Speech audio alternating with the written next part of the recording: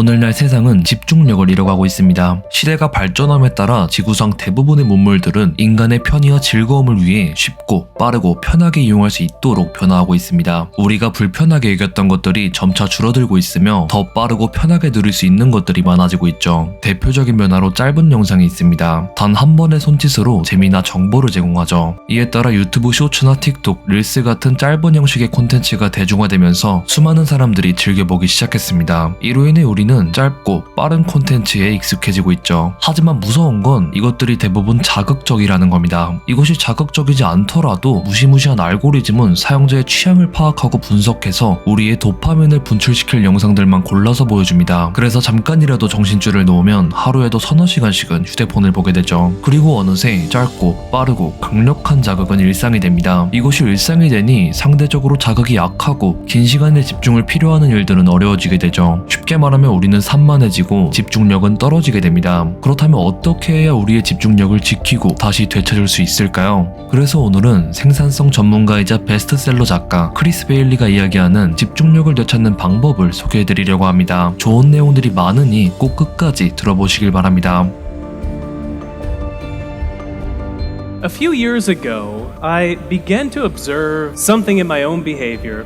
And that was that from the moment that I woke up to the morning, to the end of the day, my life was a series of screens.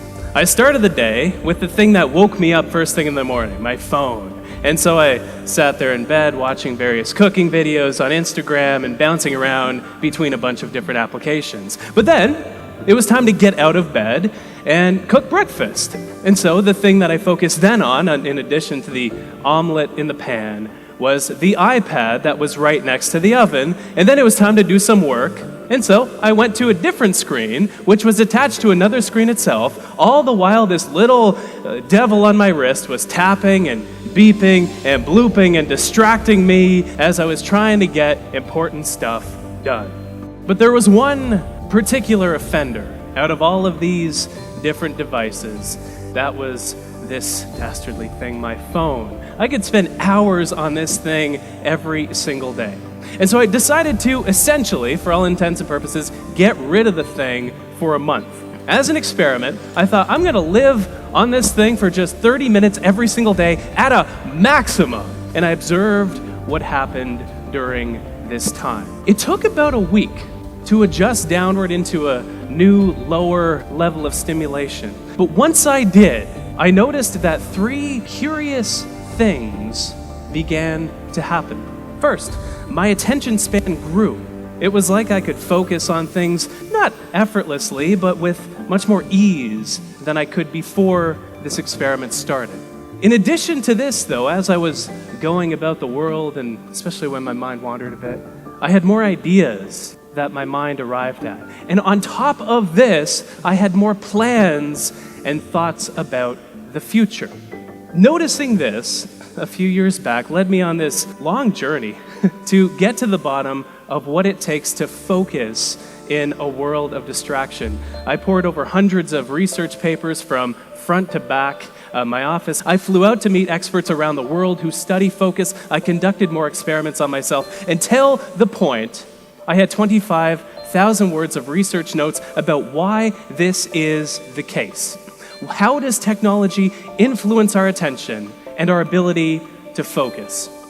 I want to start with the attention spans that we have. The research around this particular area is fascinating. Turns out that when we do work in front of a computer, especially when our phone is nearby, we focus on one thing for just 40 seconds before we switch to doing something else. And when we have things like Slack open as we're doing some work, this lowers to 35 seconds. But the reason that this is the case is not what we might think after looking at the research. We think the problem is that our brains are distracted. But after looking at the research, this is what I've come to know as a symptom for the deeper problem. It's not that we're distracted, it's that our brains are overstimulated. It's that we crave distraction in the first place. Our brains love these tiny little nuggets of information and social media and email and these things that we do over the course of the day. There's even a mechanism in our mind called the novelty bias, by which our mind rewards us with a hit of dopamine, one of those wonderful pleasure chemicals, the same one that we get when we eat and order a whole medium pizza from Domino's, the same one that we get when we make love. We get that same stimulation when we check Facebook. We get this dopamine coursing through our mind, and so we not only crave distraction, but our mind rewards us for seeking out and finding distraction in the first place. So this is the state of our minds today. We're at this hyper-stimulated state where we bounce around between these bunch of different objects of attention that are very, very stimulating for our mind. And so I thought, okay, if the phone had this impact on my attention span, what if I lowered how stimulated I was even more still? This feeling that we experience when we go from being in a state of high stimulation into a state of low stimulation, it has a name. That name is called boredom. What is the most boring thing that you can think of doing? I'm gonna make myself bored for an hour a day for a month. Day 1, I read the iTunes terms and conditions for 1 hour. It's actually shorter and more readable than you might think. Day 4, I waited on hold with Air Canada's baggage claims department. Day 19, I counted all the zeros that I could in the first 10,000 digits of pi. Day 24, I watched a clock for 1 hour and 27 other activities this month. But curiously, I noticed the exact same effects as I did during the smartphone experiment. It took about a week for my mind to adjust downward into a newer, lower level of stimulation. But I also noticed that my attention span expanded. I was able to focus even more effortlessly because I wasn't surrounded by fewer distractions, but my mind was so much less stimulated that it did not seek the distraction in the first place. But the fun part were these ideas and plans that struck me that didn't before. And the reason that this is the case is because my mind had a chance to wander more often. There's a great quote that I love that you might be familiar with from J.R.R. Tolkien, where he says that not all those who wander are lost. And the exact same thing is true. If you think back to when your best, most brilliant ideas strike you, you're rarely focused on something. Maybe this morning you were taking a shower, or maybe some morning in the past, and then your mind had a chance to connect several of the constellations of ideas that were swirling around in your mind to create an idea that would never have materialized otherwise if you were focused on something else, on your phone. This is a mode, especially when we do this deliberately, when we deliberately let our mind wander. I call this mode scatter focus. And the research shows that it lets our mind come up with ideas. It lets our mind plan because of where our mind wanders to. That when we just let our attention rest, it goes to 3 main places. We think about the past, we think about the present, and we think about the future. But we think about the past less than we might think. Only about 12% of the time. And often the time we're recalling ideas in these thought-wandering episodes. But the present, which is a much more productive place to wander, we wander to think about the present 28% of the time. And so this is, it's something as simple as you're typing up an email and you can't find a way to phrase something because it's very delicate. You go and walk to another room, you go to another room of the house, of the office, and the solution hits you because your mind had a chance to approach it and prod at that problem from different directions. But here's the thing.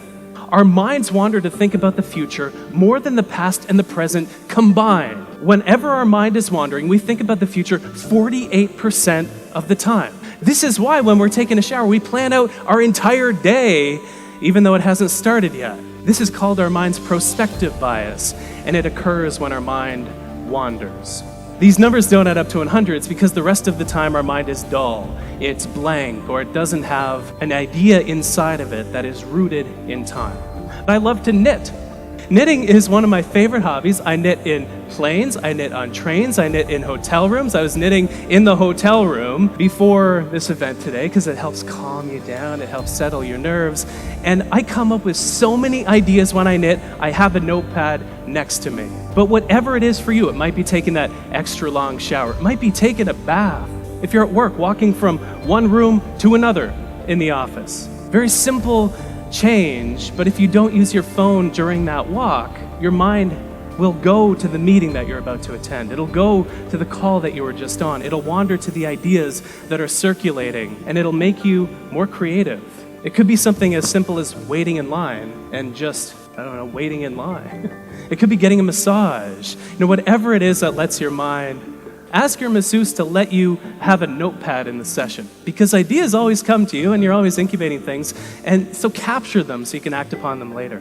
But I think after doing this deep dive into the research, we need to make two fundamental shifts with regard to how we think about our attention. We think that we need to fit more in. There's all this talk about hustling.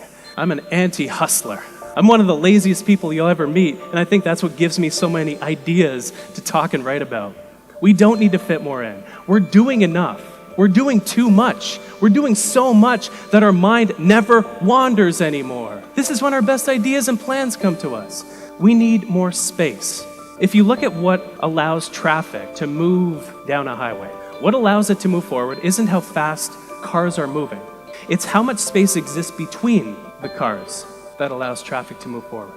Our work and our life are the same way. The second shift, we like to think of distraction as the enemy of focus. It is not. It is a symptom of why we find it difficult to focus, which is the fact that our mind is overstimulated. I have a challenge for you. It's a 2-week challenge, but it's a challenge to make your mind a bit less stimulated and simply notice what happens to your attention. How many ideas do you get? How does your focus change? How many plans do you make? So for 2 weeks, make your mind less stimulated. There are so many great features on phones, on devices, that'll let us eliminate a lot of the time we waste on our devices. Use those features, not only to become aware of how you spend your time, but how you can spend less so you have more ideas. Have a disconnection ritual every evening. One of my favorite daily rituals, I disconnect from the internet completely from 8 p.m. to 8 a.m. so we can disconnect from the digital world and reconnect with the physical world, the real, actual world. Rediscover boredom just for a few minutes. Lay on the couch, and where does your mind go? And scatter your attention. You'll find some remarkably fruitful things in that attentional zone. If there's one thing that I have found to be true after doing this deep dive into this world on how we focus, it's that the state of our attention is what determines the state of our lives. If we're distracted in each moment, those moments of distraction and overstimulation build up and accumulate to create a life that feels more distracted and overwhelming, like we don't have a clear direction. But when we become less stimulated, when we make our mind more calm, we get the benefits of added productivity and focus and ideas and creativity, but we also live a better life because of it.